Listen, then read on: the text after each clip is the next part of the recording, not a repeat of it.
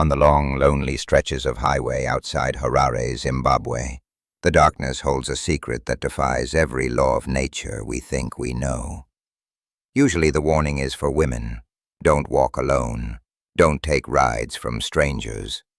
But here, the roles have been horrifyingly reversed.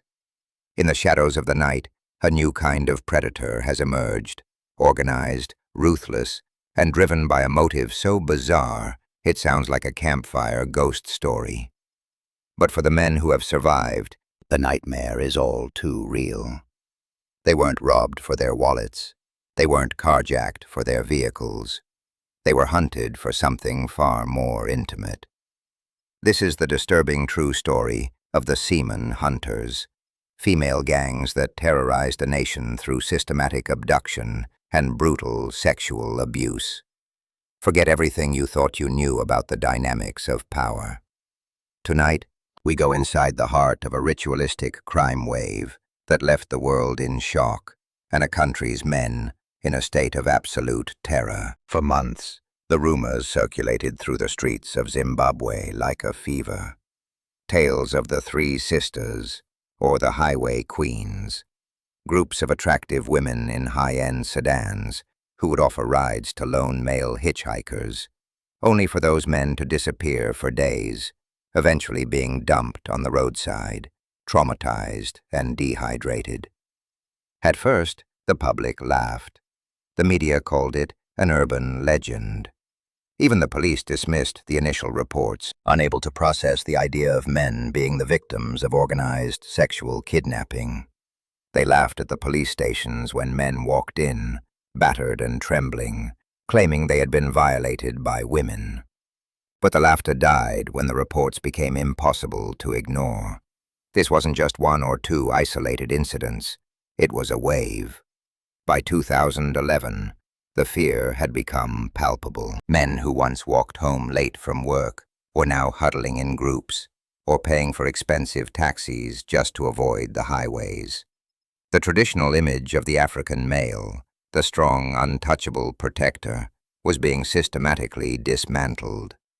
The stories shared common, terrifying details: the expensive cars, the scent of heavy perfume, and the sudden realization that the friendly women in the front seat were actually armed and dangerous. The Semen Hunters became a national obsession in a country where patriarchal structures are deeply embedded. The idea that women could be the aggressors was a profound shock to the system. It challenged the very definition of victimhood. As more men came forward, the sheer scale of the operation began to emerge. These weren't random acts of desperation. They were planned, clinical, and repeated. The legend was no longer a joke whispered in bars. It was a predator stalking the roads, turned the vast Zimbabwean landscape into a hunting ground where no man was safe. Police began to realize that the victims weren't being chosen at random. The attackers looked for healthy, vibrant men who could be exploited for a specific biological harvest. The psychological impact on the nation was devastating. For the first time, men were looking over their shoulders, terrified of a smiling face in a passing car. The silence that usually surrounds male sexual abuse was being broken by the sheer volume of the crimes. Zimbabwe was forced to confront a reality that the rest of the world still struggles to acknowledge: that when it comes to the capacity for evil and violation, gender is an irrelevant boundary. The accounts from the survivors reveal a level of ta'ak, pure cruelty, that is hard to comprehend. The abduction was only the beginning. Once the victim was inside the vehicle, the predators would deploy a terrifying array of tools to ensure total submission. In many cases, the men were threatened at gunpoint or with knives. But the most common weapon was psychological and chemical. Survivors described being forced to consume mysterious substances, sometimes a foul-smelling honey or unknown pills, that induced an immediate, uncontrollable physical state. This was the dark core of their operation, using drugs to force the victim's body to respond, even while his mind was screaming in terror. What followed was hours, sometimes days, of repeated sexual abuse. The victims were often taken to safe houses or deep into the bush, where they were bound and subjected to gang-style sexual assaults by multiple women. The brutality was relentless. This wasn't about pleasure, it was a harvest. The women would use physical violence, including beatings and threats of death, to keep the victims in a state of high arousal until they achieved their goal. They would rotate, one after the other, ensuring the man had no moment to recover or resist. The physical toll on the men was catastrophic. Many were left with severe injuries, internal damage, and extreme dehydration. But the clinical coldness of the attackers was what haunted them most. The women would collect the trophy, the biological material, in plastic containers with the efficiency of laboratory technicians. They treated the men not as human beings, but as livestock. This was systematic, ritualistic violation, performed with a terrifying level of coordination. Survivors recall the attackers discussing their quota, or talking about the market price for what they were taking. This dehumanization is a hallmark of the most dangerous predators.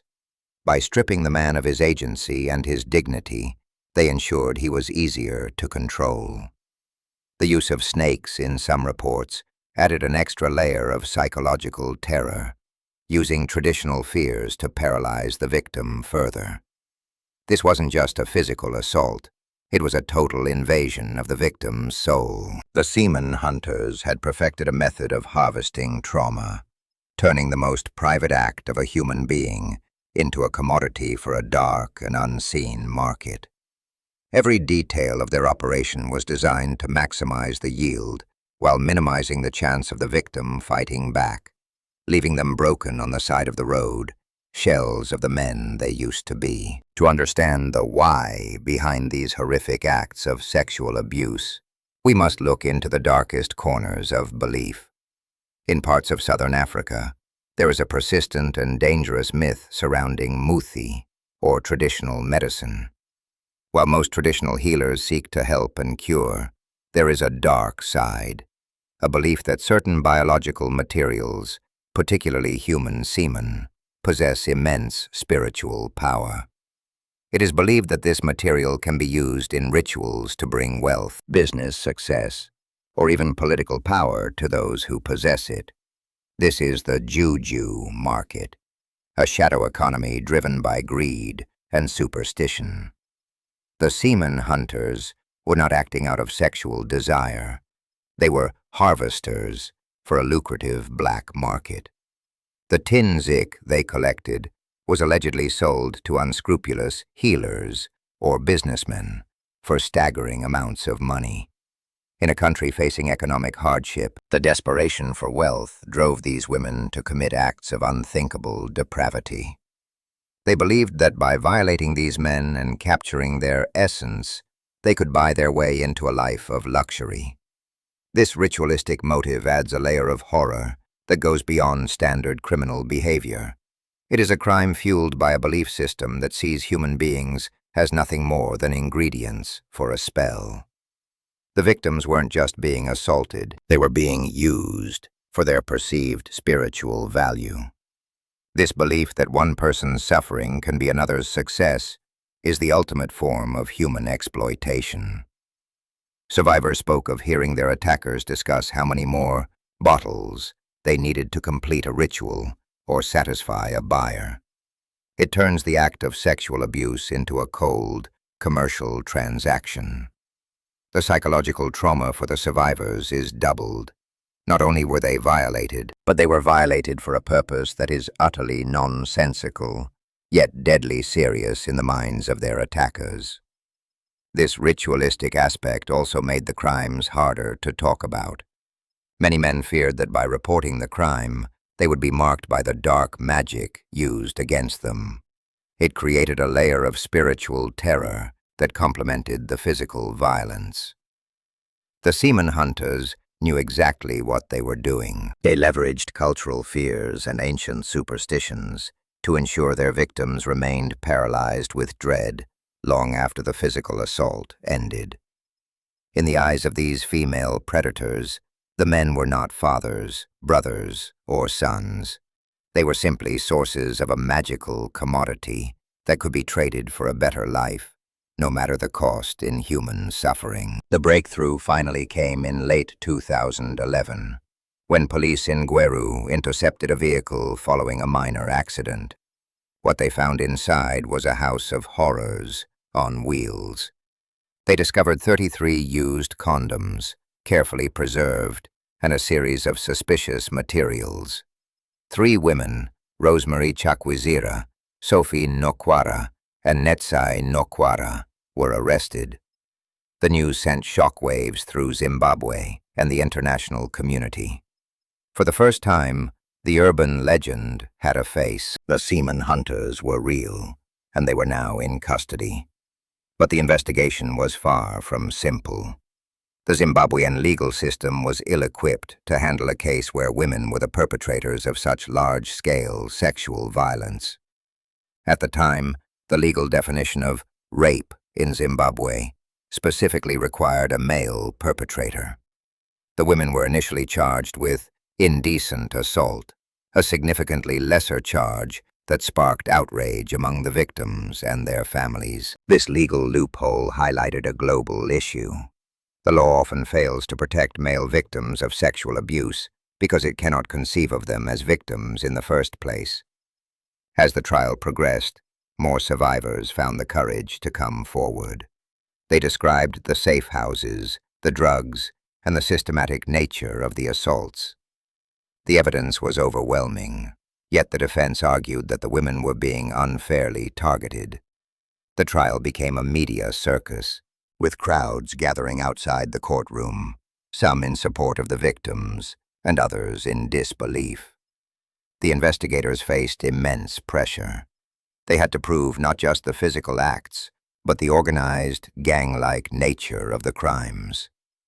Ultimately, the prosecution of the Semen Hunters was a messy, complicated affair.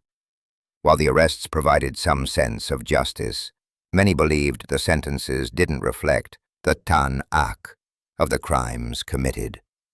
However, the investigation served a much larger purpose.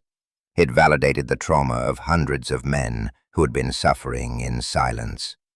It forced the Zimbabwean government to look at its laws and its social attitudes toward male victims. It proved that organized female gangs could be just as dangerous and predatory as any male criminal organization. The Semen Hunters investigation was a turning point, dragging a dark, ritualistic secret out of the shadows and into the harsh light of global scrutiny. The story of the Zimbabwean Semen Hunters is more than just a bizarre footnote in criminal history. It is a stark, uncomfortable mirror held up to our global society. It asks us, why do we find it so hard to believe that men can be victims? And why do we underestimate the capacity of women to be predators? The silent victims of Zimbabwe are a testament to the power of social stigma. For every man who came forward, there are likely 10 more who carried their secret to the grave, too ashamed to admit they were overpowered, too afraid of the laughter of their peers. The impact of this case reached far beyond the borders of Africa. It challenged human rights organizations and legal experts worldwide to broaden their definitions of sexual abuse. It reminded us that the power dynamic is not always about physical size. It is about the use of weapons, drugs, and psychological manipulation. To the men in Zimbabwe who survived this nightmare, the manhood they were told they had lost was actually found in their courage to speak out. They proved that true strength is not in being unrapeable, but in seeking justice against all odds. How many other Semen Hunters are operating in the shadows of the world today, under different names and different motives? As long as we continue to ignore male victims and romanticize female offenders, We leave the door open for these predators to thrive. We must create a world where a victim is a victim, regardless of their gender, and where every predator faces the full weight of the law. The harvest of trauma must end, and it starts with us choosing to listen to the stories that make us uncomfortable. If this investigation into one of the world's most disturbing crime waves shocked you, please subscribe to help us keep unmasking the truth. Share this video to ensure these silent victims are never forgotten. Comment below. Do you think the legal systems in our own countries are prepared for cases like this? Your voice helps us break the silence. Don't let the shadows win.